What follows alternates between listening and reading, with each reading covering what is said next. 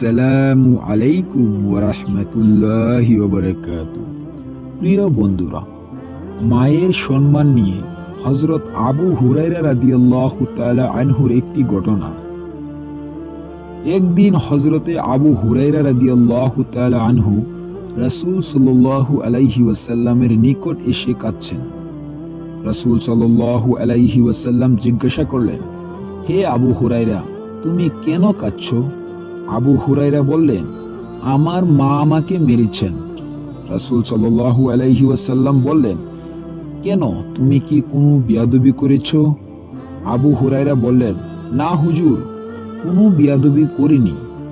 আপনার দরবার হতে বাড়ি যেতে আমার রাত হয়েছিল, বিদায় আমার মা আমাকে দেরির কারণ জিজ্ঞাসা করে।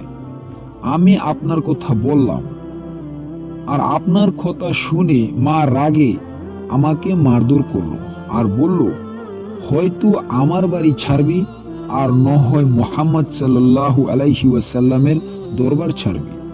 আমি বললাম, ও আমার মা, তুমি বয়স্ক মানুষ, তোমার গায়ে যত শক্তি আছে তত শক্তি দিয়ে মারতে থাকো, মারতে মারতে আমাকে বাড়ি থেকে বের করে দাও, তবু আমি আমার প্রিয় রাসূলকে ছাড়তে পারবো না। তখন রাসূল সাল্লাল্লাহু আলাইহি ওয়াসাল্লাম বলেছেন, তোমার মা তোমাকে বের করে দিয়েছেন, আর এজন্য আমার কাছে নালিশ করতে এসেছো? আমার তো এখানে কিছুই করার নেই। হযরত আবু হুরায়রা রাদিয়াল্লাহু তাআলা আনহু বললেন, হে রাসূল সাল্লাল্লাহু আলাইহি ওয়াসাল্লাম, আমি আমার মায়ের জন্য এখানে নালিশ করতে আসিনি। রাসূল সাল্লাল্লাহু আলাইহি ওয়াসাল্লাম বললেন, তাহলে কেন এসেছো? আবু হুরায়রা বললেন, আমি জানি আপনি আল্লাহর নবী।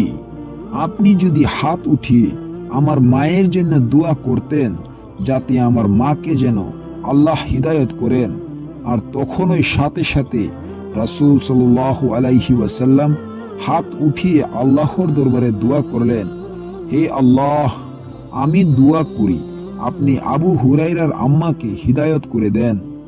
রাসূল সাল্লাল্লাহু আলাইহি ওয়াসাল্লাম দোয়া করলেন, আর আবু হুরায়রা বাড়ির দিকে দৌড়ে যাচ্ছেন।